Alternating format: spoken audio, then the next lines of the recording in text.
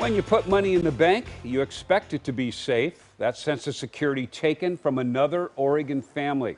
Now, remember back in August, KOIN 6 was first to expose a fraudulent wire transfer at Chase Bank. So with that, thieves from across the country stealing $25,000 from a man in Salem. And our Elise Haas stood up to the big bank before, asking tough questions and getting results, getting that bank to return his money right away.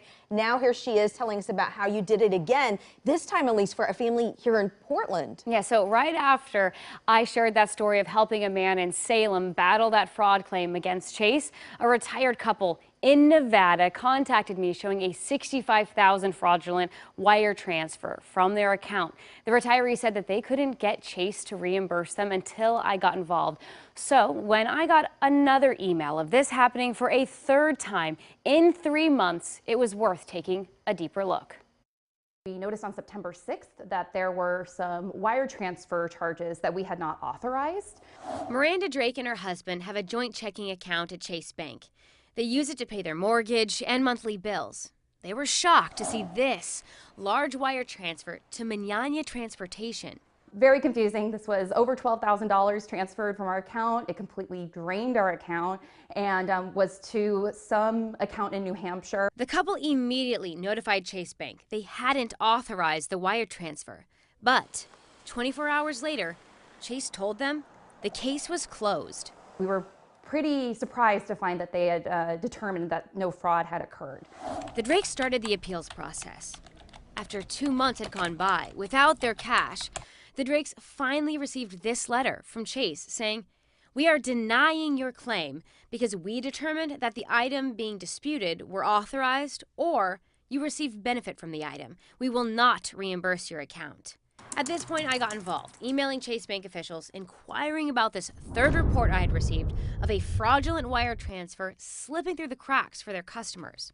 Chase Bank executives emailed me back saying, "We reviewed the customer situation again and confirmed our decision."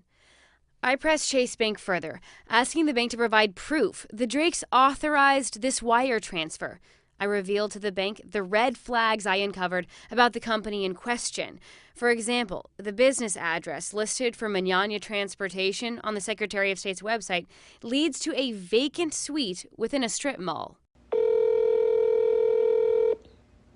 Please leave your message for Sorry. The business phone number doesn't go to Jerry Manana. Instead, it goes to someone's cell phone not listed as a business partner. Furthermore, I pointed out how strange the transfer was, considering the company lists its principal business as the exportation of passenger vehicles and transportation services to private mining businesses in the Republic of the Congo. We have no connections to anyone in that area. I wanted to know what evidence Chase had that this $12,000 wire transfer was honest and legal. Within 1 business day of me sending Chase those questions, Chase notified the Drake family they'd be fully reimbursing them. $12,000 is a lot for a middle-class family. You know, these other folks that you've talked about who've had their, retiree savings drained, this is a big deal to everyday folks. While Miranda is relieved she and her husband got their money back, she's disappointed it required media attention. This seems to be a pretty sophisticated fraud operation, and I really hope Chase addresses it fully. Records obtained from the Attorney General in Oregon show 22 complaints from customers against Chase Bank so far this year regarding issues of fraud, stolen identities, unlawful conduct, and failure to deliver refunds.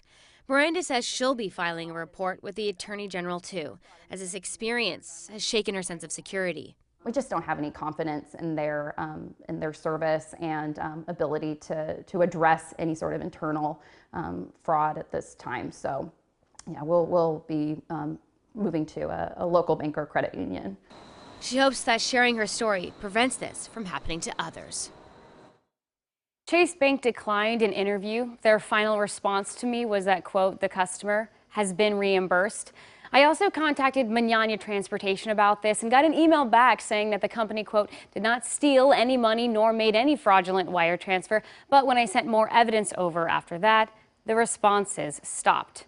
Meantime, the Secretary of State in New Hampshire says that this company is in good standing, but another company under the same name is not. That former company of his had to be dissolved because of bounced checks. The scary thing is not every family, not every person has someone like you that they can reach out to that's going to get that money back. And you feel for those families who are just helpless when they don't hear back from Chase. And on top of that, they're having people deal with them through snail mail. So they'll say, you need to, write this in and we'll mail you something in, 20 days. So this family thought that they could handle it themselves. But of course, 2 months goes by and they get it denied and they were besides themselves. So happy to have it back now. Well, it'll be interesting to see if you start getting any other calls from other customers. I already have one in my inbox that I'm going to start looking into from Beaverton. There you go. Yeah. I knew that was going to happen. All right. Thanks, Elise.